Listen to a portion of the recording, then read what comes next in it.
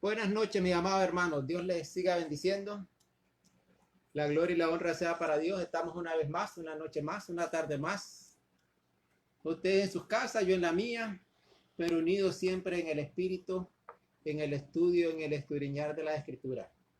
Hay bendición para usted que me oye y hay bendición a mí que hablo y llevo el mensaje en el nombre del Señor.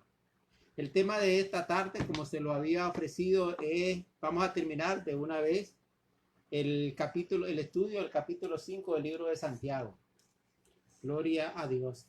Nos falta nada más el último tema y lo vamos a ver la tarde de noche de hoy para que terminemos la próxima semana con el libro de Job que salió por ahí y volvamos a caer en algunos temas de los postreros días de escatología. Quisiera ver la segunda venida de Cristo, quisiera hablar un poco sobre el milenio, quisiera hablar sobre el infierno, santo es mi Señor. Hay muchos temas que tengo en mi corazón a hablarle. Desde que empezó el año, hermano, yo quería hablar de esos temas y bendito sea Dios que se está pudiendo, que se puede hacer realidad. Entonces, hermano, la enseñanza de hoy, el mensaje de hoy está en el libro de Santiago, capítulo 5, bastante versículos, pero lo vamos a hacer corto, no se preocupen. Una hora, más o menos, lo que tardamos siempre. Vamos a tratar de no pasarnos de la hora, del versículo 7 hasta el final, el versículo 20. Vamos a empezar leyendo la palabra de Dios y al final de la lectura vamos a orar. Dice por título, sed pacientes y orad. Santiago capítulo 5, versículo 7. Si alguno tiene la Biblia, por favor la lee conmigo. Por tanto, dice la palabra, hermanos, tened paciencia hasta la venida del Señor. Mirad cómo el labrador espera el precioso fruto de la tierra, guardando con paciencia hasta que reciba la lluvia temprana y la tardía. Tened también vosotros paciencia, afirmad vuestros corazones, porque la venida del Señor se acerca. Hermanos míos, no os quejéis unos contra otros, para que no seáis condenados. He aquí el juez está delante de la puerta. Versículo 10, hermanos míos, tomad como ejemplo de aflicción y de paciencia a los profetas que hablaron en nombre del Señor. He aquí tenemos por bienaventurados a los que sufren. Habéis oído de la paciencia de Job y habéis visto el fin del Señor, que el Señor es muy misericordioso y compasivo. Pero sobre todo, hermanos míos, no juréis ni por el cielo, ni por la tierra, ni por ningún otro juramento, sino que vuestro sí sea sí y vuestro no sea no, para que no caigáis en condenación. ¿Está alguno entre vosotros afligido? Haga oración. ¿Está alguno alegre? Cante alabanza. ¿Está alguno enfermo entre vosotros? Llame a los ancianos de la iglesia y oren por él, ungiéndole con aceite en el nombre del Señor. Y la oración de fe salvará al enfermo, y el Señor lo levantará, y si hubiere cometido pecados, le serán perdonados. Confesad vuestras ofensas unos a otros, y orad unos por otros, para que seáis sanados. La oración eficaz del justo puede mucho. Ve, tráeme un poquito de agua, por favor. Elías era un hombre sujeto a pasiones semejantes a las nuestras, y oró fervientemente para que no lloviese, y no llovió sobre la tierra por 3 años y 6 meses. Y otra vez oró Elías, y el cielo dio lluvia, y la tierra produjo su fruto. Hermanos, si alguno entre vosotros se ha extraviado de la verdad y alguno le hace volver, sepa que el que haga volver al pecador del error de su camino, salvará de muerte un alma y cubrirá multitud de pecados. También, mi hermano, vamos a orar. Buen Dios y Padre amado, Dios del cielo y de la tierra, gracias, Señor, por el privilegio que nos das de estar reunidos, Señor, por este medio, estudiando tu palabra, escudriñando las Escrituras. Oh Espíritu Santo, desciende sobre nuestra mente y nuestros corazones y abre la luz del entendimiento. Pasa, Señor, carbón encendido por mi boca y úsame, Señor, de la gloria. Oh Señor, abre la luz del entendimiento de mis hermanos, que seamos prestos, Señor, a escuchar tu palabra y más aún, Espíritu Santo, que seamos prestos a ponerla por obra. Te lo pedimos en el nombre de Cristo Jesús, tu Hijo amado. Amén. Permítame tomarme un vasito de agua, yo, mi hermano, por favor.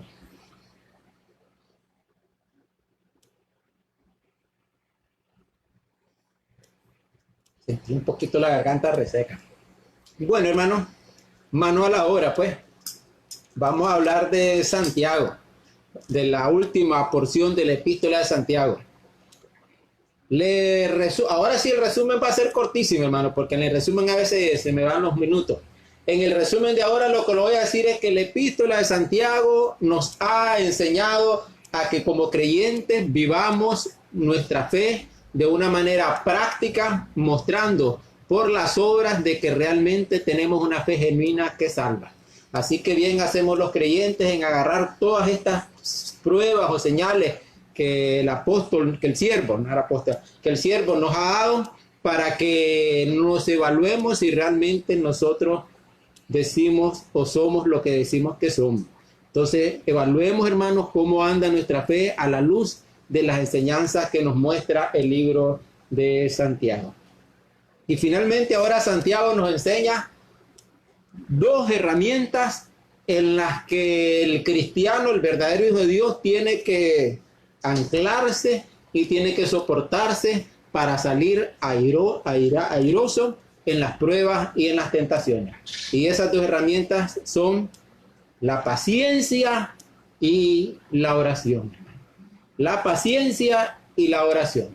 Esas dos herramientas, hermanos, el siervo nos dice que anclemos en ellas nuestra fe para que logremos sobrevivir en las pruebas, en las tentaciones, en las tribulaciones. A lo largo de toda la Biblia y el mismo Santiago en los capítulos 1 y 2 vimos que nos enseñaba de que el cristiano va a pasar por diversas pruebas. Si a usted le dijeron otra cosa, lo engañaron. Si a usted le dijeron ven a Cristo y ya todo va a ir de maravilla y todo va a estar bien, le mintieron, hermano. Cuando usted viene a Cristo, las tentaciones y las pruebas van a ser grandes. Gloria a Dios. Y no es solo en el inicio de su vida cristiana, no, hermano. Las pruebas van a perdurar y van a permanecer hasta que el Señor venga. Vaya acostumbrándose a la idea. No crea que ya pasa la prueba difícil que tiene hoy y ya mañana. No, hermano. Al mismo Señor dice la Biblia que cuando que Satanás lo estaba tentando, dice después que se apartó de él por un tiempo. Así que no crea que Satanás se va a apartar de usted de una sola vez, no. La tarea del cristiano es soportar las pruebas, soportar las tentaciones, salir vencedor, salir airoso, salir con la fe fortalecida, aprender de las pruebas y las tentaciones para que el Señor nos use también para su gloria y para su honra y seguir adelante, listo para cuando venga la otra, vencerla igualmente en el nombre del Señor Jesucristo y con la ayuda de su Santo Espíritu. Entonces, aquí me preparé algunos versículos para que usted vea que su hermano Eduardo no le está diciendo porque sí, que va a sufrir y que va a tener pruebas. Oiga, aquí tengo como 7 versículos. La Biblia enseña que el cristiano pasará por muchas y diversas pruebas durante su vida. No un periodo, toda su vida. Oiga, por ejemplo, Job lo dijo, ¿se acuerda Job? ¿Verdad? El jueves pasado estuvimos hablando de Job. Pero como las chispas se levantan para volar por el aire, así el hombre nace para la aflicción. Parte de nuestro destino, hermano, desde que nacemos es de que vamos a tener situaciones duras y difíciles en la vida. Mateo 5, 10 al 12, nuestro Señor Jesucristo, el Sermón del Monte, dice: bienaventurados los que padecen persecución por causa de la justicia. Vamos a pasar persecuciones, porque de ellos es el reino de los cielos. Bienaventurados sois cuando por mi causa os vituperen y os persigan. Nos van a vituperar y nos van a perseguir. Y digan toda clase de mal contra vosotros, mintiendo. Ese es el secreto, ¿verdad? Que si hablan mal de ustedes, que es porque es mentira, no porque es verdad. Gozaos y alegraos porque vuestro galardón es grande en los cielos, porque así persiguieron a los profetas que fueron antes que vosotros. Y los que persiguieron a Elías, si Acab y Jezabel persiguieron a Elías, ¿por qué usted cree que el enemigo no va a usar a otros también para perseguirnos a nosotros? Juan 15, 20. Acordaos de la palabra que yo he dicho, dice el Señor Jesús. El siervo no es mayor que su Señor. Y si a mí me han perseguido, dijo Jesús, también a vosotros los perseguirán. Estábamos advertidos, hermano. Gloria a ti, mi Señor Jesús. Juan 16, 33. Dice la palabra: estas cosas os he hablado, dice el Señor Jesús, para que en mí tengáis paz. En el mundo tendréis aflicción. No dice tal vez o posible, no, es una afirmación. En el mundo tendréis aflicción. Pero confiad, y esta es la esperanza. Yo he vencido al mundo, dijo el Señor. Otro versículo, hermano. Hechos, capítulo 14, versículo 22. ¿Qué estamos viendo ahorita? Que la vida del creyente es de pruebas, tentación, persecución, aflicciones y esas cosas a lo largo de toda su vida. Confirmando los ánimos de los discípulos, exhortándoles a que permaneciesen en la fe y diciéndoles: es necesario que a través de muchas tribulaciones entremos en el reino de Dios. Este es un discurso, unas palabras de Pablo. Romanos 8:18. Pues tengo por cierto que las aflicciones, sufrimientos, pruebas y angustias del tiempo presente, eso dijo el apóstol, este era apóstol, no son comparables con la gloria venidera que en nosotros ha de manifestarse. Esa es nuestra esperanza. Por eso soportamos las pruebas, las tentaciones y todas las cosas. Santiago va a decir lo mismo. Vamos a basar nuestra fe y nuestra esperanza en la gloria venidera de que un día estaremos delante del Señor. Segunda de Timoteo capítulo 1 versículo 8. Por tanto, dice el siervo al apóstol, no te avergüences de dar testimonio de nuestro Señor. Este es el consejo de Pablo a Timoteo.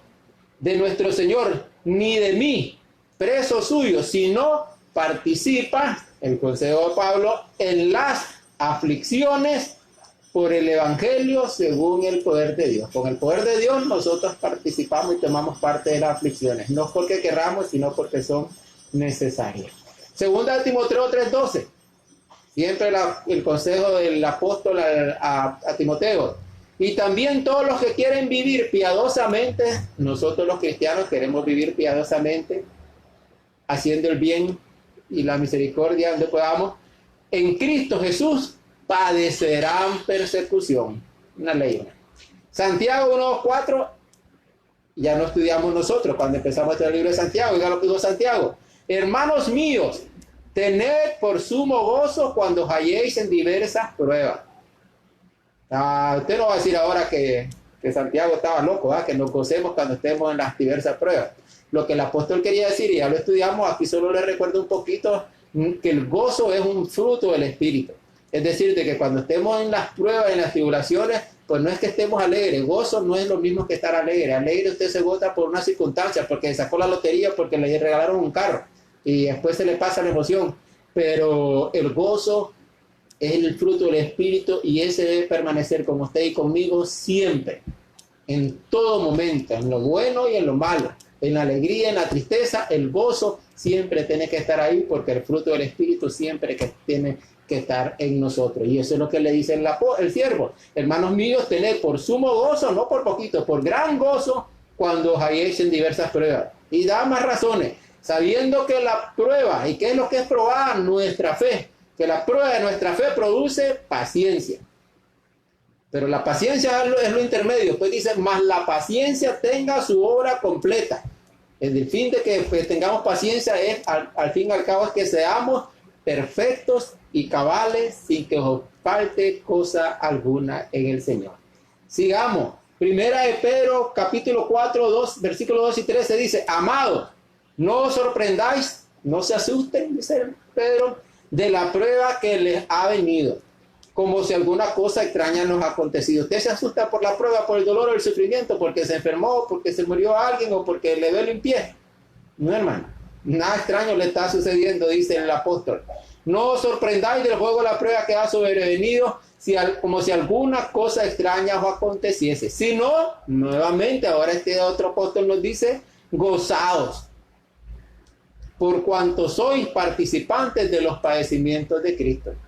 Hermano, usted y yo estamos llamados a llevar la cruz de Cristo, a llevar los padecimientos de Cristo. No crea que solo está llamado a entrar en el reino de los cielos, así no. Para entrar al reino de los del Cristo hay que cargar también la cruz del Señor. Gloria a ti, mi Señor Jesucristo. Entonces, para que también en la revelación de su gloria os gocéis con alegría.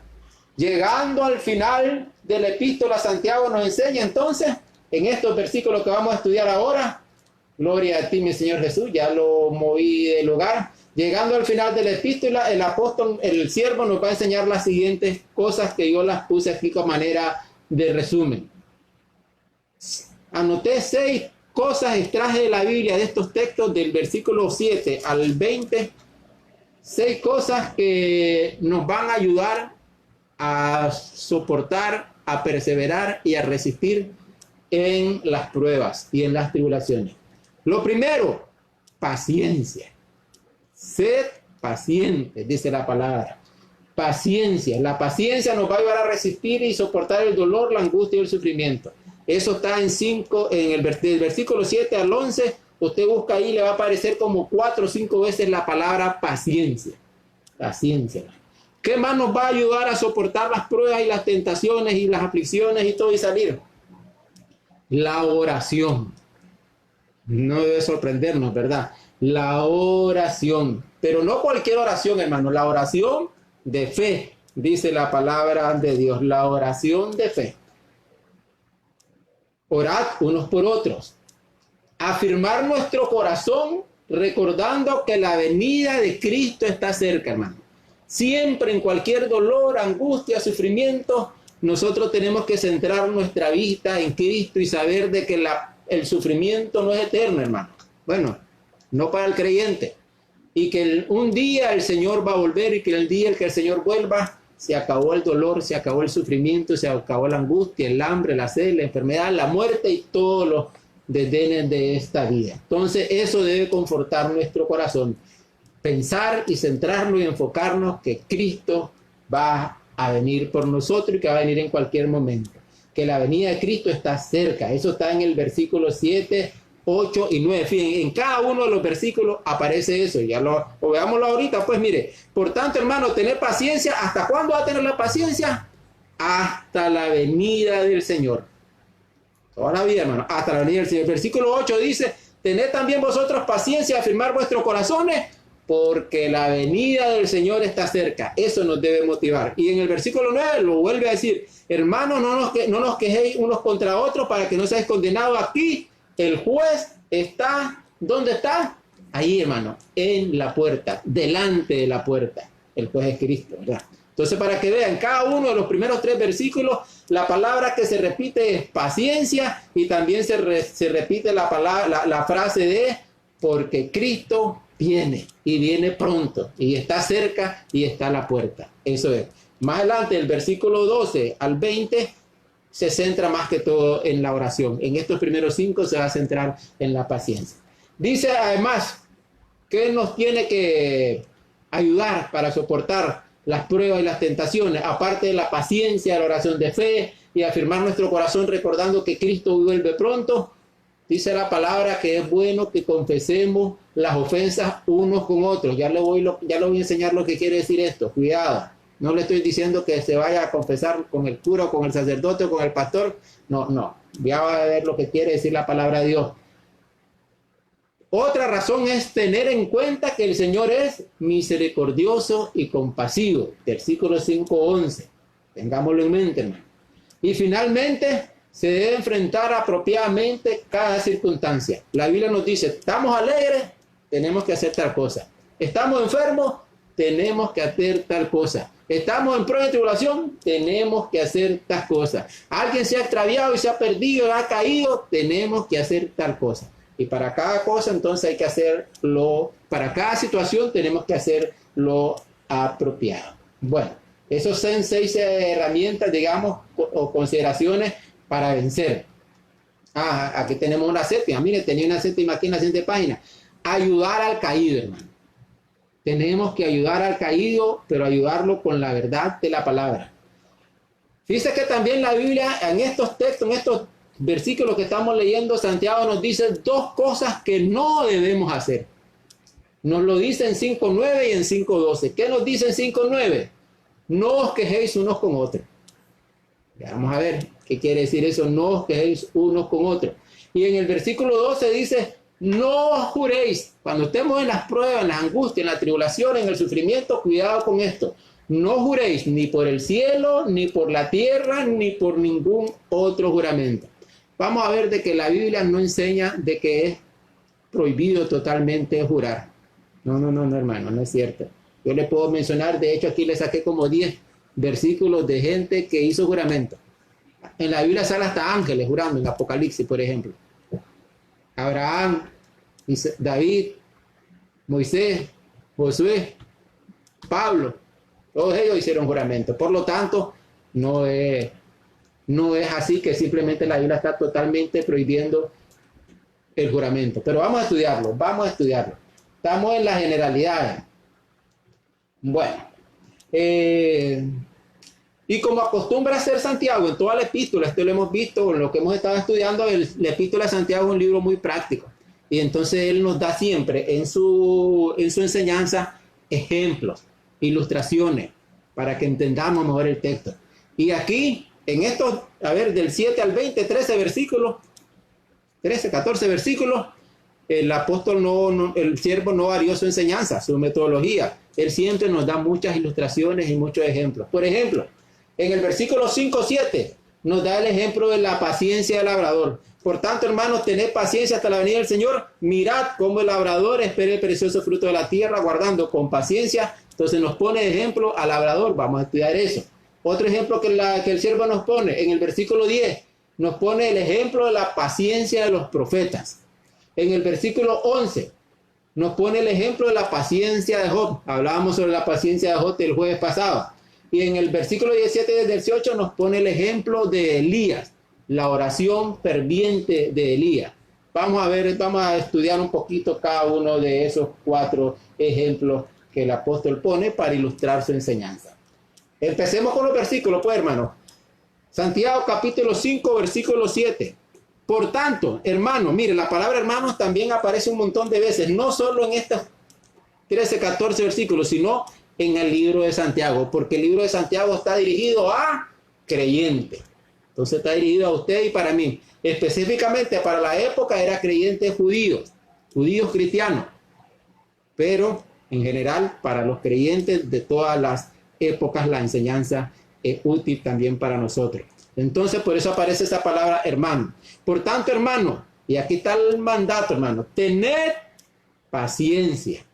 Entonces yo tengo aquí, ¿qué quiere decir la palabra paciencia? Oiga lo que quiere decir. Cuando le digo esta palabra paciencia, no es de que usted se va, bueno, en la mayoría de los casos no me tomo la tarea de ir a buscar el significado en un diccionario de español secular, sino que en la mayoría de los casos lo tomo, se lo cuento, se lo comunico, de que los significados se toman del texto griego, es decir, lo que en griego significa esa palabra, que puede ser similar al español, pero a veces en la traducción se pierde mucho. Entonces, la palabra paciencia, ahí estaban las palabras en griego, pero a mí no me gusta traerle esas palabras en griego. De hecho, hay 2 palabras que se traducen como paciencia, del griego al español, ahí dejémoslo. Pero quieren decir, una de ellas, resignación. ¿Qué significa tener paciencia? Tener resignación. Tener paciencia significa soportar una carga por mucho tiempo. Por mucho tiempo, hermano. Resistir el peso hasta el final. Ese mucho tiempo es hasta el final. Resistir un peso hasta el final. Perseverar hasta el fin. ¿Qué es tener paciencia? Perseverar hasta el fin. ¿Qué es ser paciente? Es ser constante y firme. Esos son los significados de la palabra paciencia. Ya parafraseados para nuestra enseñanza, le digo que es decir, tener paciencia es no ceder nunca. Es no darse nunca por vencido. Es nunca decir, ya me aburrí de sufrir, ya caigo, ya peco, ya ni modo, que sea la voluntad de Dios, ¿no es cierto? Y entonces, eso es lo que quiere decir la palabra paciencia. Soportar el sufrimiento hacia el final, soportar todas las circunstancias penosas hasta que salgamos victoriosas de ellas. Otro significado de paciencia, otra palabra de paciencia se traduce como queriendo decir soportar con paciencia a las personas difíciles. Entonces, una es soportar las situaciones difíciles y otra es soportar a las personas difíciles. De hecho, los 2 significados son aplicables aquí en el libro de Santiago. En nuestras pruebas tenemos que soportar con paciencia las situaciones difíciles y soportar con paciencia también a las personas difíciles. Gloria a Dios. Todas las pruebas y las tentaciones, hermanos, de la vida debemos resistirlas, no importando cuán difíciles, cuán duras, cuán largas sean, tenemos que resistirla hasta el final. Yo hasta me subrayé en grande aquí donde el texto dice, por tanto, hermanos, tened paciencia hasta. Subrayes ese hasta. Porque ese hasta no es hasta el mes que viene, hasta mañana, hasta pasado mañana, no. Ese hasta es hasta la venida del Señor. Eso puede ser hoy mismo, hermano. Puede ser mañana, puede ser dentro de 15 días, puede ser. Pero en otras palabras va a ser una o dos. Hasta que el Cristo venga o hasta que se lo lleve. Una de las dos cosas, hermano.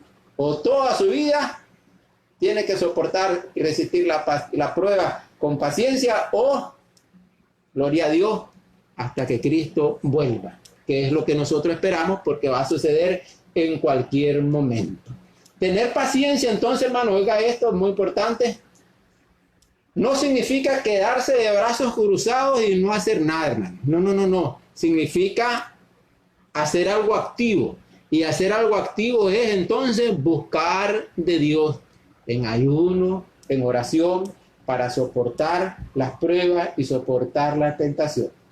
Tener paciencia, hermano, no es quedarse así con los brazos cruzados. No, tiene que usted disponerse, enfrentarla firmemente hasta obtener esa victoria. Con la certeza de que Jesucristo está a su lado y a mi lado en cada momento. Y le voy a decir algo muy bonito. Hoy usted lo sabe. En Gálatas 5:23. La paciencia, ¿qué es la paciencia? Es el fruto del Espíritu Santo. Amén, hermano. Es el fruto del Espíritu Santo. Así que si andamos como creyentes, andamos no en la carne, sino andamos en el Espíritu, andamos en una vida en santidad, en ayuno, en oración, pues entonces la paciencia va a estar en nosotros, la suficiente, la necesaria que Cristo nos va a dar y el Espíritu Santo para soportar toda prueba, toda angustia, todo sufrimiento y todo dolor. No haciendo lo que el apóstol prohíbe aquí, quejándonos o echándole la culpa a otros. Ninguna de esas dos cosas. Entonces, recuérdalo siempre que la paciencia es un fruto del Espíritu del Santo que nos va a ayudar a soportar la prueba. Aquí me había señalado, porque a mí cuando yo leí esto, yo quise hacer hincapié. Dice que la mayoría de los textos, cuando la gente analiza y esto no le pone en mente esa palabra, a mí se me vino, gloria a Dios. Yo este hasta para mí es importante. Este hasta no te dice que la Biblia enseña que mientras vivamos estaremos sujetos a las pruebas. Podrá terminar una prueba, hermano, pero otra vendrá después. Sin embargo, la palabra de Dios nos ofrece un excelente aliento y palabra de ánimo. El Señor vendrá. Y esa promesa debe alimentar y sustentar nuestra fe y nuestra paciencia, sabiendo que Él puede venir hoy, mañana, y así nosotros vamos a estar encontrados dignos de ser arrebatados por el Señor. Gloria a Dios. Hebreos 12:2 dice, puesto los ojos en Jesús, el autor y consumador de la fe. Amén. Le recuerdo que la prueba que usted sufre es la prueba que han sufrido todos los creyentes desde antes de que Cristo viniera. Que usted se enferma, bueno, todo el mundo se ha enfermado desde Adán, hermano.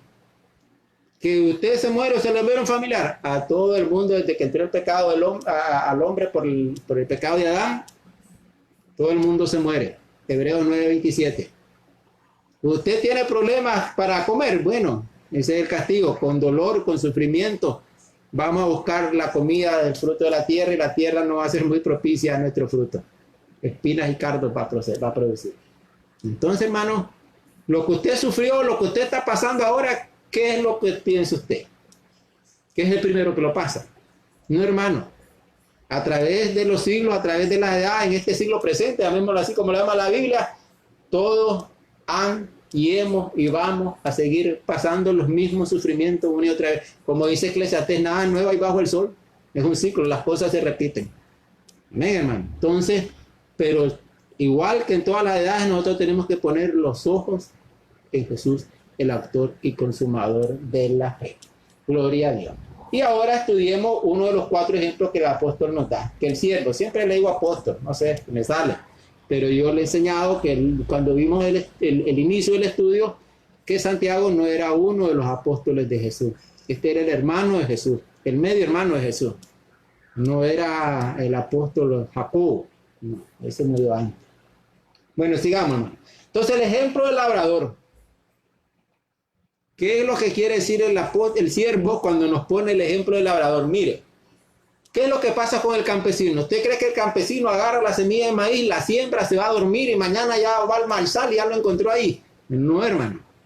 El campesino siembra la semilla de maíz y después tiene que esperar que venga la lluvia para que la semilla germine, y después con el tiempo y con más lluvia la planta crece hasta que llega a madurar y a dar su fruto. Y eso pasa sus 3-4 meses. Y mientras tanto, mientras llega ese día, hermano, ¿qué es lo que tiene que estar haciendo el campesino? ¿Sentado en su casa? No, hermano. A veces no llueve lo suficiente, a veces llegan las plagas, a veces llegan las aves cuando ya está el fruto, a veces llegan hasta los ladrones, puede crecer maleza mala, hierba mala, y todo eso el campesino tiene que tener cuidado de todo ello, y todo el campesino lo hace. ¿Y por qué todo eso el campesino lo hace? Porque él está confiado y sabiendo que un día, después de todas esas vicisitudes, va a llegar el día de la cosecha. Y va a agarrar la mazorca, la va a cortar, va a generar el maíz, lo va a meter en su granero, lo va a vender y con eso va a comer y va a tener para comprarse sus cosas. Ese es el ejemplo, hermano. Tenemos que, así como el campesino, como el agricultor, tiene la paciencia puesto en el día de la cosecha, así nosotros tenemos que tener esa paciencia y trabajar y soportar, sabiendo que va a haber un día en que el Señor Jesucristo va a venir por nosotros y que ese día está cerca. Y mientras tanto, hermanos, a trabajar arduamente pensando en ese día. Entonces, ese es el ejemplo que el siervo nos da con respecto al agricultor. Él anhela ese día, hermano. 5.8, vamos al 5.8. Tened también vosotros paciencia. Tened también vosotros paciencia. Y afirmar vuestros corazones, porque la venida del Señor está cerca. Esto lo vamos a pasar rápido porque ya hablamos de la palabra paciencia. Nosotros tenemos que tener paciencia, así como el campesino, nosotros tenemos que tener paciencia. El campesino está confiado y esperando el día de la cosecha. Nosotros estamos confiados esperando el día de la venida del Señor, que dice que está cerca. Entonces solo me voy a entregar aquí un poquito en la palabra afirmar, que me anoté lo que quería decir afirmar. Afirmarse quiere decir asegurar, establecer, confirmar. Entonces, cuando la Biblia dice aquí en el texto, afirmar vuestros corazones, aseguremos nuestros corazones, confirmemos nuestros corazones, ¿en qué? En la venida del Señor. Gloria a Dios. Mire, la venida del Señor, deberíamos de hablar un poquito en eso, pero eso es un tema que yo le dije que eso es aparte, hermano. Entonces ahorita me voy a hacer de cuenta y caso que no veo aquí en estos versículos 7, 8 y 9 de la venida del Señor, porque en una enseñanza posterior vamos a hablar de la segunda venida de Cristo, como ya hablamos del arrebatamiento. Entonces permítame, hermano, ignorar esa parte del texto de la venida del Señor. Gloria a Dios. Hay que resaltar, sí, que se acerca, que la Biblia dice que la venida del Señor se acerca. ¿Qué quiere decir se acerca? En cualquier momento, que hoy está más cerca que ayer, que eso va a ser de un momento a otro. Los creyentes debemos afirmar nuestro corazón en la gran promesa y esperanza de que su venida está cerca. Gloria a Dios. Dicho de una manera más fácil, esto que estamos viendo en 5.8, los creyentes debemos entender que las pruebas son temporales y que van a terminar cuando Cristo vuelva. Amén, hermano. Eso dice, tengamos paciencia, afirmemos vuestros corazones porque la venida de Cristo está cerca. La prueba no va a durar eternamente, hermano. Un día puede terminar hoy, puede terminar mañana. Esa es nuestra fe y esa es nuestra esperanza. Es un privilegio que tenemos los creyentes, hermano, estar aguardando la venida de nuestro Señor. 5.9, ahí es que este 8 lo vamos a pasar rapidito. Dice, hermano, hablamos de hermano, no os quejéis unos contra otros. Aquí sí. Este es uno de los dos consejos, de dos cosas que el siervo, que el apóstol, que el siervo decía que no teníamos que hacer. ¿Y qué es lo que no tenemos que hacer? Quejarnos de unos contra los otros. Mira, hermano, ¿cuál es el problema? Que cuando estamos en las circunstancias difíciles, cuando estamos en la angustia, en la tribulación, podemos caer en el pecado, en la tentación, otra agregada, de perder la paciencia y de quejarnos unos contra los otros, de murmurar unos de los otros. ¿Qué es lo que realmente está diciendo el texto? que no debemos quejarnos de nuestra situación. Usted no tiene que andar ahí lamentándose ante el hermano, ante los otros hermanos, diciéndole, ay, ¿qué me pasa esto? Ay, qué pobrecito de mí, ay, qué pobrecito yo, ay, qué sufrimiento, qué hice, porque el Señor. No, hermano, no tiene que andar ahí quejando. Si va a hablar con su hermano es para pedirle oración, pero no para ir ahí buscando lástima o quejándose del Señor. No, el siervo dice, no os quejéis unos contra otros. No vayamos a lamentarnos de nuestras pruebas con los otros creyentes. No quiere eso el Señor. Mucho menos quiere que le echemos la culpa a otros de lo que sucede, de lo que nos sucede a nosotros. No, no debemos culparnos unos a otros por lo que nos sucede. Le voy a decir lo que significa la palabra quejarse, traducida del griego al contexto, a como debería de ser aquí en el español, quejar, porque a veces nosotros quejarse entendemos que es ir a hablarle al otro también cosa. No, la queja también puede ser interna. En el sentido estricto de la palabra, dice, no os quejéis, significa no gemir dentro de uno mismo. Mire que hasta yo le estaba diciendo algo que no era totalmente correcto ahorita. La correcta interpretación es no gemir dentro de uno mismo. Describe una actitud interna que se puede expresar en un espíritu de amargado y resentido. Es decir, también usted se puede quejar, hermano, contra el Señor. Solo así, cierra los ojos y está ahí, ¿por qué? Que no sé qué, no sé cuándo. De las dos maneras lo puede hacer. Se puede quejar gimiendo ante el Señor, pero reclamando, y se puede quejar contando sus penas, buscando sentir lástima de otras personas, o quejándose y manifestándose desaprobación o inquietud por lo que le está pasando. Dice la Biblia, no os quejéis uno contra otro. Y nos dice para qué, hermano. Nos dice para qué no nos tenemos que quejar, para qué no nos tenemos que lamentar, para qué no tenemos que ir ante Dios a decirle por qué. Dice, para que no seáis condenados. Más claro ni el agua. Para que no seáis, esa es la razón, hermano. La razón para que no nos quejemos es para que no seamos condenados. Este versículo dice, hermano, que si nos quejamos y si culpamos a otros, vamos a ser condenados. Y tan cierto como la esperanza de soportar las pruebas es la esperanza de su regreso para ser encontrados aprobados, igual de cierto es que hacer lo contrario y no soportar y quejarnos y lamentarnos, pues también el Señor vendrá, pero en este caso entonces va a ser para tener juicio por nuestra falta de perseverancia y no haber resistido la prueba, resistido la tentación y pasado la prueba. Para las dos cosas, hermano.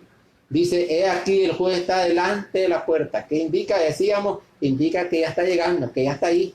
Es la cercanía. En resumen, hermano, de este versículo, en lugar de quejarse y lamentarse y buscar culpable, lo que tenemos que hacer es buscar de Dios con paciencia y oración. Y ya le dije todo lo que significaba paciencia. Versículo 10. Hermanos míos, el apóstol está hablando a creyentes. Tomad como ejemplo la aflicción de la paciencia de los profetas que hablaron en el nombre del Señor. En la introducción mirábamos que el apóstol ilustraba su enseñanza con 4 ejemplos. Primero vimos el ejemplo del labrador y ahora muestra el ejemplo de los profetas. Santiago pone como ejemplo la paciencia de los profetas. ¿Por qué pone como ejemplo la paciencia de los profetas? Porque al fin de cuentas, los profetas eran un hombre como usted y como yo, de carne, de hueso y de sangre. Entonces ellos, al igual que nosotros, creyeron y tuvieron una esperanza puesta en Dios y dieron testimonio de Dios. Esa es la tarea de los profetas, en el Antiguo Testamento sobre todo. Era traer la palabra de Dios para amonestar y exhortar. Y usted sabe que a nadie le gusta que lo estén amonestando y exhortando porque lo tomamos como regaño. Desdichadamente así es el hombre. Cuando andamos en la carne, al peor. Entonces, al pueblo de Israel, cuando llegaba el profeta, no eran bien vistos. No eran bien vistos porque casualmente llegaban a amonestarlos en el nombre del Señor. Y entonces ellos se resistían. Pero ¿qué es lo que hacía el profeta? Pacientemente perseveraba. Y como no eran bien vistos, no crean que les andaban invitando a cenar y a comer, no, hermano. Los mantenían en la cárcel, los azotaban, al final los mataban, cuando Dios los permitía, los apedreaban. Es decir, los profetas eran gente que pasaba mucho sufrimiento, hermano. Yo le leo Hebreo, lo que dice Hebreo 3, 11, 13, 38, hablando de hombres de fe como los profetas. Otros, dice, experimentaron vituperios y azotes, y más de esto, prisiones y cárceles. Fueron apedreados, como Zacarías, fueron aserrados, como Isaías, puestos a prueba, muchas veces, como Jeremías, muertos a filo de espada, como Jacob. Anduvieron de acá para allá cubiertos de pieles de ovejas, como Elías, y de cabras. Anduvieron pobres, angustiados, maltratados. Gloria a Dios. Errando por los desiertos, por los montes, por las cuevas y por las cavernas de la tierra. Los voceros, hermanos, los profetas eran los voceros de Dios. Significa que hablaban en su nombre. Entonces yo le decía que la tarea del profeta en el Antiguo Testamento era una tarea difícil y de mucho sufrimiento por la maldad de los hombres que rechazaban el mensaje de Dios. Porque generalmente su mensaje les ofendía y les molestaba. Y querían callar sus voces. Y a veces las querían callar, llegando incluso hasta matarlos. Primero probaban con toda clase de sufrimiento, cárcel, angustia, azote, y si los podían matar, los podían matar. Yo les doy ejemplo que me puse aquí, mire, de algunos, del sufrimiento que experimentaron algunos profetas. Algunos ya se los había mencionado. Oiga, por favor, Isaías, se cree, los judíos enseñan de que Isaías fue aserrado. Ahí en el capítulo 20, creo que de Isaías, que aparece el profeta desnudo. Anduvo un tiempo desnudo, creo que 3 días. Anduvo Isaías desnudo, imagínense. Jeremías, muchos lo conocen como el profeta llorón de tanto sufrimiento. Entre otras cosas, se le prohibió casarse. Tuvo cárcel, hambre, todas esas cosas. Zacarías fue asesinado a pedradas. Ezequiel, el profeta Ezequiel, hermano, Dios, mire lo que hizo Dios, gloria a ti, Señor. Le dijo: te voy a quitar la dicha, la dulzura de tus ojos. ¿Qué le queda diciendo? Voy a quitarte de ti a tu esposa va a morir. Amén, hermano. Y me dijo: no tenés cuidado, se te ocurre pillar, chillar o llorar, o lamentarse o expresar, no, se va a morir tu esposa y vos tranquilo, no tenés permiso ni de guardar luto por ella. Gloria a Dios. ¿Por qué? Porque le iba a utilizar el Señor para una profecía contra el pueblo de Israel. Entonces, la muerte de su esposa, sí. Mudo. Ezequiel tuvo que estar un tiempo mudo, como parte de su profecía. Tuvo que estar un periodo de 390 días primero y 400 días después acostado, solo de un lado y después del otro, hermano. Comiendo racionadamente y bebiendo racionadamente lo que el Señor le decía. No, hermano, la orden del profeta era duro. Y hermano, y todos lo soportaron con paciencia, algunos hasta la muerte. Gloria a Dios. O sea, el Señor lo mandó a casarse con una prostituta. También una mujer adulta. También. Elías, ya usted conoce la historia de Elías contra Cati, contra la malvada Jezabel. Y el mismo Moisés, el mismo Juan el Bautista, todos ellos, hermanos, son ejemplos de soportar. Son ejemplos de sufrimiento, son ejemplos de paciencia para hacer la voluntad de Dios. Simplemente por amor a Dios, por fidelidad a Dios. 5:11. Aquí tenemos por bienaventurados, dice, a los que sufren.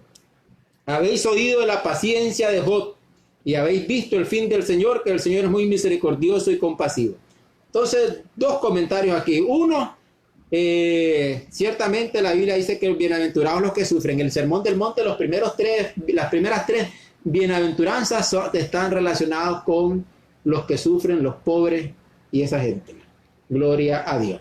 Y después dice el versículo 11, habéis oído de la paciencia de Job. Tenemos el tercer ejemplo. Ya vimos el ejemplo del campesino agricultor, ya vimos el ejemplo de los profetas, ahora nos pone el ejemplo de Job.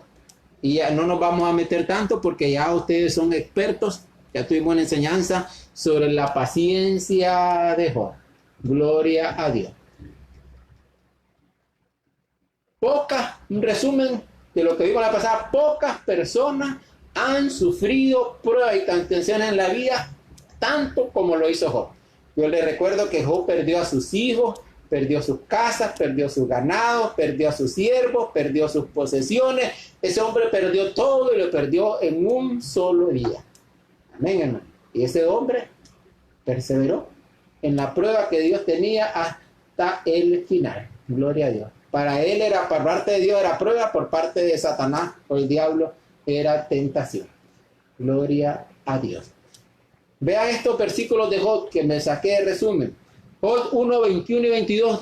Y dijo: desnudo salí del vientre de mi madre y desnudo volveré allá. Jehová Dios, Jehová quitó, sea el nombre de Jehová bendito. Y dice la Biblia: en todo esto no pecó Job ni atribuyó a Dios, no se quejó, no os quejéis unos contra los otros, ni nos quejemos a nosotros mismos para con Dios, despropósito alguno. Job 2, 9, 10. Entonces le dijo a su mujer: aún retienes tu integridad. Este también lo vimos. Maldice a Dios y muérete. Y él le dijo: como suele hablar cualquiera de las mujeres fatuas, necias, has hablado. ¿Qué pues? ¿Recibiremos de Dios el bien y el mal no lo recibiremos? Y nuevamente la Biblia dice que en todo esto Job no pecó con sus labios.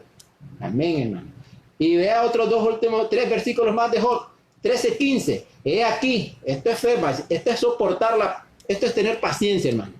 He aquí, aunque él me matare, en él esperaré. Gloria a ti, Señor Jesús, danos la fe de Job. Job 16, 19. Mas he aquí en los cielos está mi testigo y mi testimonio en las alturas. David lo dijo: ¿a quién tengo yo en los cielos sino a ti? En un Salmo 72 y algo, 72, 24. Job 19, 25. Fe nuevamente, hermano, para soportar la prueba y la tentación a pesar de lo que estemos pasando. Como lo dijo Job: yo sé que mi Redentor vive, y el polvo de donde esté, de ahí me levantará.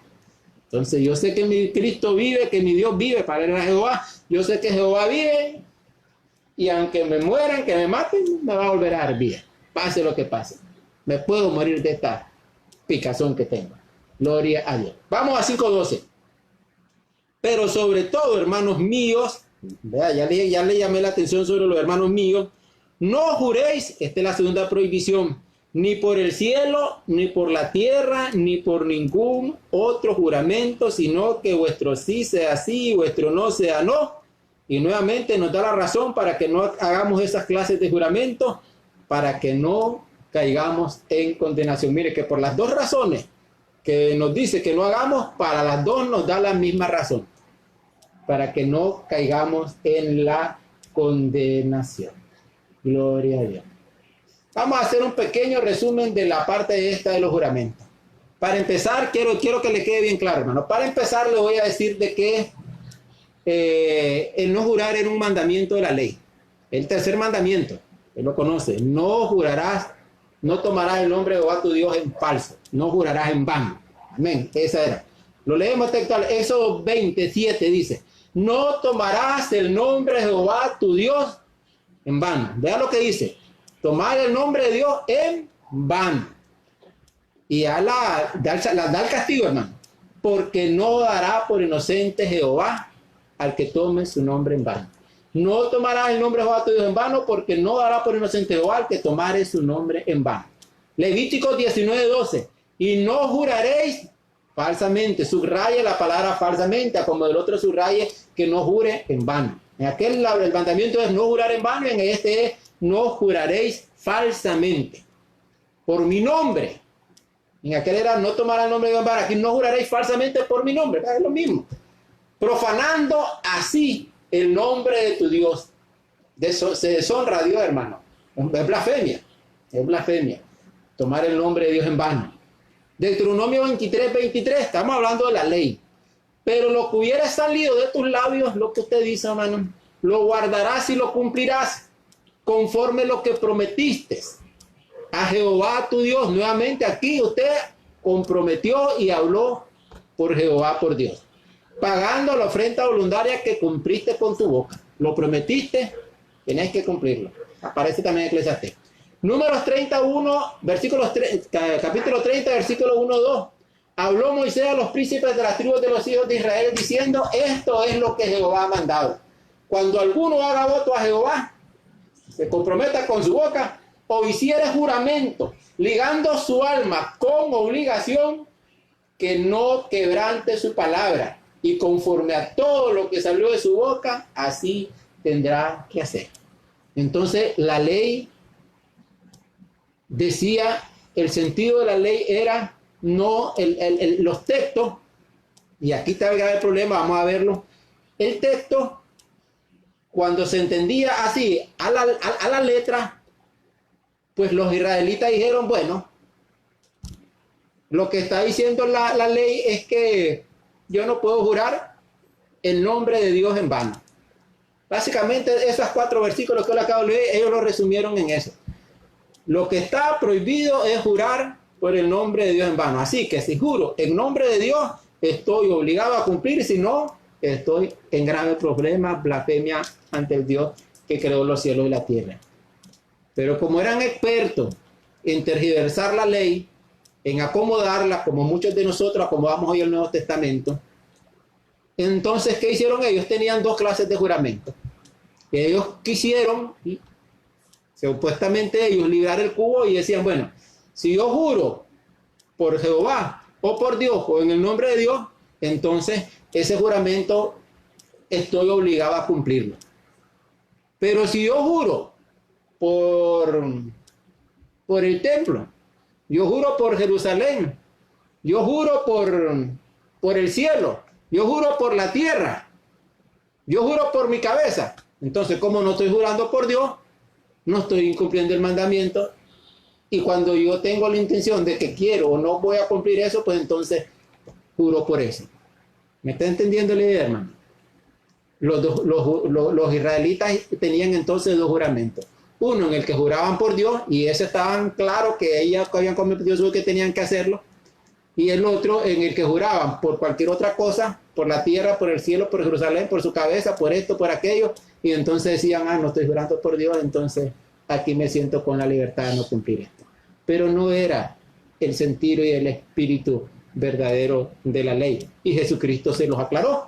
¿Cómo lo aclaró Jesucristo? Jesucristo lo aclaró en el mismo Sermón del Monte, en Mateo 5, 33, 37, cuando dijo, además habéis oído que fue dicho a los antiguos, no perjurarás, sino cumplirás al Señor todos tus juramentos. Perjurar significa jurar en vano también. Sino que cumplirás al Señor tu juramento.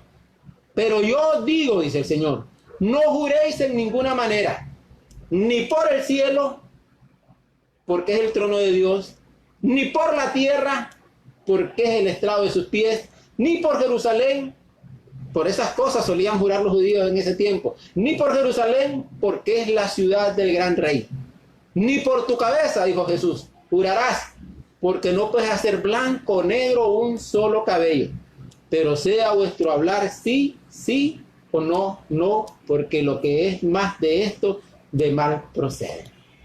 Jesús les aclara, ustedes están queriéndose pasar de vivo y en su mente y en sus corazones está faltar a una palabra, faltar a un juramento, y como creen que no lo hacen en el nombre de Jehová, sino que lo hacen por el cielo, por la tierra, por Jerusalén, por su cabeza y por estas otras cosas, se creen que están libres de pecado y de culpa, y el Señor les dice, no, yo les aclaro que no.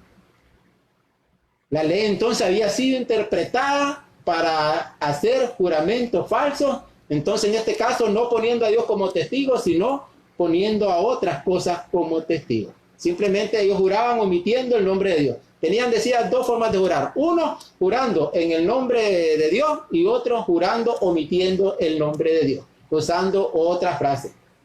Ay, hermano, a mí se me viene a la mente gente que hoy en día dice, jura por mi madrecita, que me parte un rayo si no estoy diciendo. Así, hermano, están igual que los israelitas, queriendo capear el bulto, y en muchos casos para esconder la mentira.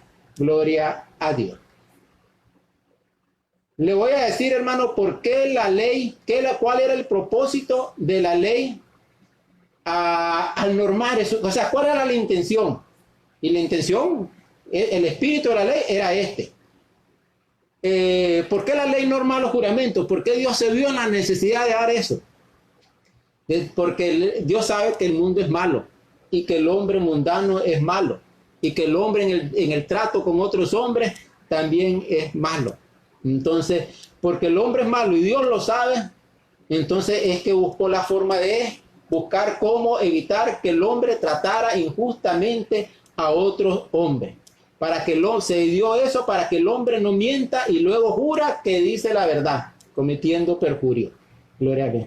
Mire, hermano, a veces nosotros decimos, sí, estoy diciendo la verdad y lo juro y aquello, sí, no, es por darlo por hecho, no sé qué. Y hermano, la verdad no se cambia. A veces podemos decir eso, pero si usted le quitó, ya está pecando. Si usted le exageró, le agregó, ya está pecando. Si usted ya la cambia, ya está pecando. Si usted le quita y lo pone, ya está pecando.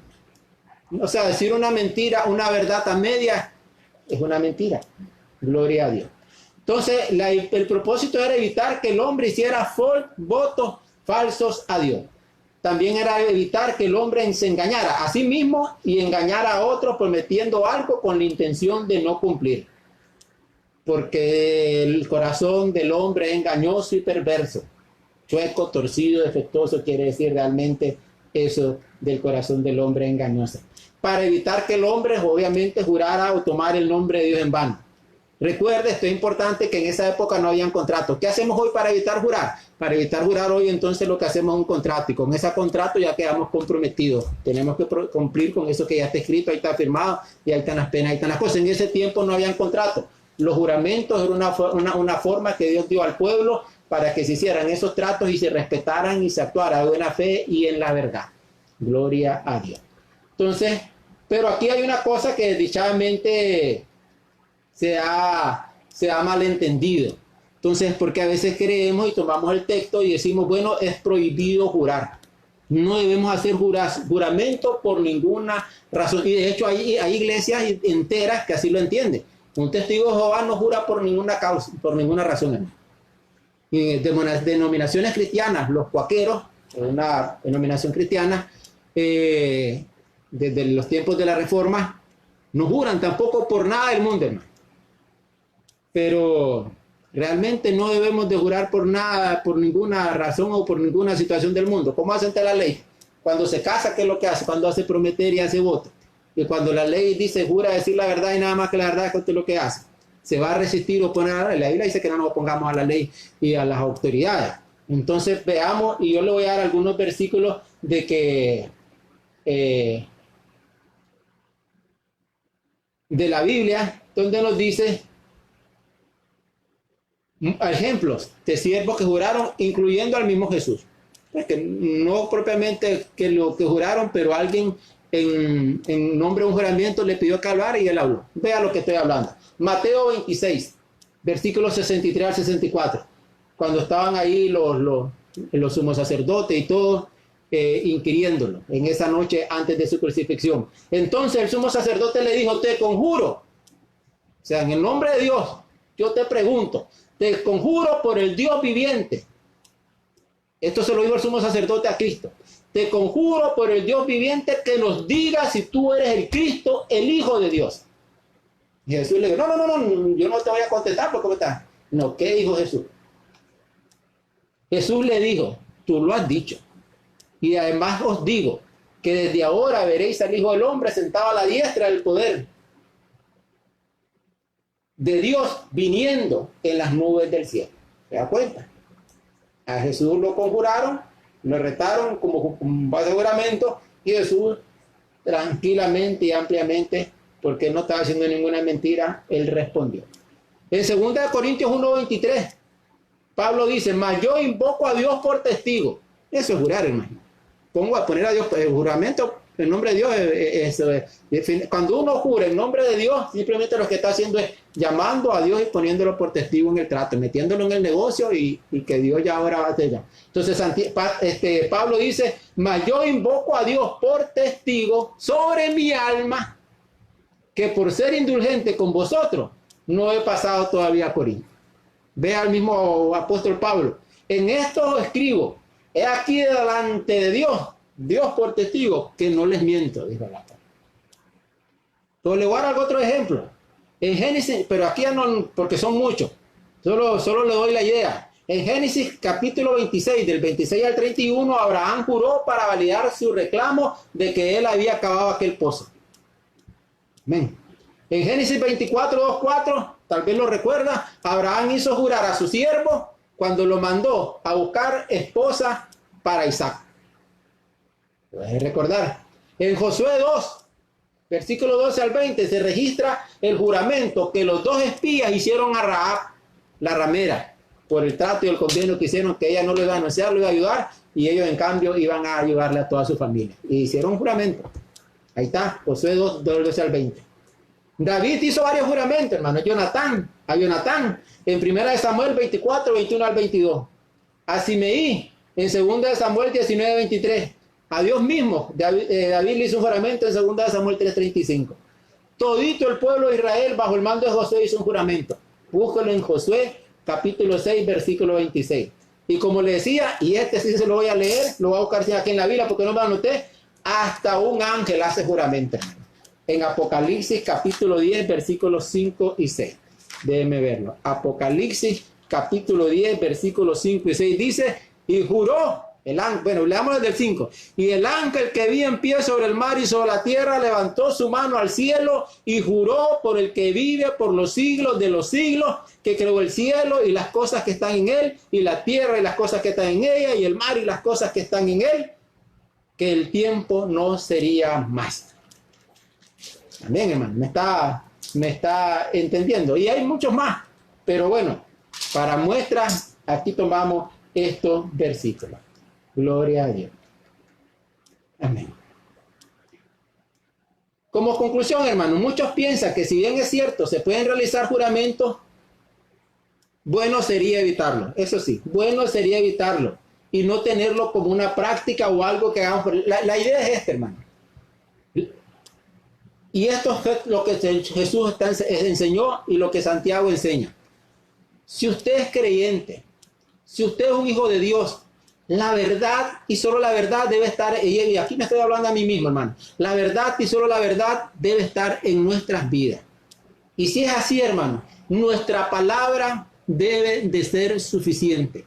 Si nosotros decimos, sí lo voy a hacer, es que lo vamos a hacer. No lo voy a hacer, es que no lo voy a hacer. Si es verdad, es porque es verdad. No es verdad, es porque no es verdad. Y nuestra palabra debería de ser suficiente para eso, hermano. Deberíamos de ser lo suficientemente, porque de lo contrario estaremos mintiendo y la mentira es pecado. Olvídese aquello de las mentiras de colores, de la mentira blanca. No hay mentira blanca, hermano. No hay mentira pequeña, no hay mentira grande, como no hay pecado chiquito ni hay pecado grande. Pecado, mentira, es mentira. Y usted y yo como cristianos, bueno, una de las primeras razones o los argumentos que la Biblia dice que de los que no van a entrar al reino del cielo son los mentirosos.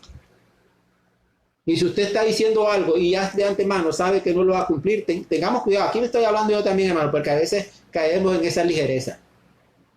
Amén, hermano. Nosotros, los siervos de Dios, deberíamos de vivir una vida de tal manera que seamos testimonio y que decimos sí es sí, decimos no es no. Lejos de la mentira. Porque el juramento, ¿por qué se requiere el juramento? El juramento no es para el juramento. Si usted lo piensa bien, es desconfianza. ¿Por qué se hace jurar a una persona? Porque no creemos en lo que dice. Y porque no creemos en lo que dice, porque no estamos seguros en lo que dice, porque no es digna de confianza, entonces bajo la palabra de Dios, bajo el juramento, que no puede hacerlo en falso, entonces jurame por Dios que lo vas a cumplir, porque no te creo. Pero no debiera de ser así, hermano. La palabra del Hijo de Dios debiera de ser suficiente para sí, no. Y más de eso, de mal proceder. Entonces, hermano, nunca jure por ego. Ahora, si usted le toma un juramento en un juzgado, cuando se casa, un voto o algo, hágalo. Lo hacen los ángeles, lo hacía David, lo hacía Moisés, lo hacía Abraham, lo hizo Jesús. Entonces, hágalo. Pero evite, no, que no salga de su boca. Eso es lo que le quiero decir. Que usted mismo de su corazón no salga a hacer eso. Mira, voy a hacer tal cosa, te lo juro, porque le está diciendo, como ni yo mismo me lo creo, te lo voy a jurar. No, hermano, no tenemos que hacer eso. Es lo que hay que evitar. Por lo demás, sujetémonos a las leyes y autoridades de los hombres. No sea los que le digan, jura así la verdad y nada más que la verdad. No puedo, que la ley dice no. No, hermano, usted no puede oponerse a la ley. Recuerde que toda autoridad está puesta por Dios y Dios manda a que nos sujetemos a nuestra autoridad. Ni siquiera lo casarían, porque ahí nos hacen prometer cosas. Gloria a Dios. Bueno, hermano, pasemos al 5.13. ¿Cómo vamos, pues? Me están diciendo que nos hemos pasado demasiado de las 7. Y estamos por el 5.13 y vamos a llegar hasta el 5.20. Entonces, hermano, gloria a Dios por eso. Permítame que lo dejemos aquí. Y el próximo martes vamos a darle continuación. Vamos a tener entonces la paciencia y la oración, parte número 2. Medite, hermano, medite en lo que estábamos hablando de los juramentos, medite en lo que hemos hablado, piense, aquí queda, ahí más bien les queda a usted grabada mis palabras, grabadas las citas, búsquenlas, escudriñenlas, no sea haragán, miren, con cariño, con amor se lo digo, no sea haragán, no crea que el hermano Eduardo es Dios hablándole. Ni lo es un apóstol, ni un profeta, ni lo es el pastor, ni lo es el evangelista, ni es el que le enseña, ni es nada. Man. Usted tiene la responsabilidad de escudriñar la escritura. Todo lo que yo le estoy diciendo, todo lo que yo le estoy enseñando en el nombre del Señor, usted tiene la responsabilidad de ir a la escritura y leerlo, y buscarlo, y ir a otros textos, y escudriñarlo. Amén, hermano. Esa es su tarea. Gloria a Dios. Dios le siga bendiciendo, mi amado hermano. Amén.